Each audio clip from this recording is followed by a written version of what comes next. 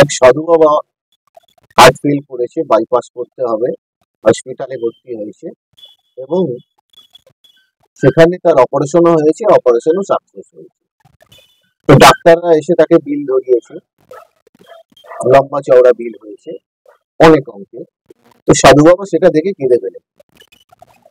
তখন ডাক্তাররা বলছে যে বাবাজি, আপনার এই বিলটা না দিলেও হবে, আপনি কান্না বন্ধ করুন, হাত জোর করুন। তখন বাবাজি বলছে, দেখো ডাক্তার, আমি তোমাদের এই বিল দেখে কাঁদছি না, এর থেকে বিল যদি একটু বেশিও হতো তাও আমি দিতাম, কিন্তু আমি কাঁদছি এই জন্য যে ভগবান আমাকে এই 75 বছর দিন হৃদয়টা সামলে রেখেছে, সে এখনো আমার কাছে কোনো পয়সা করি নেয়।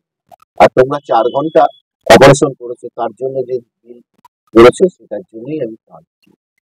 দেখতে থাকুন অনুষ্ঠান, সাবস্ক্রাইব করুন, ভালো থাকুন, সুস্থ থাকুন।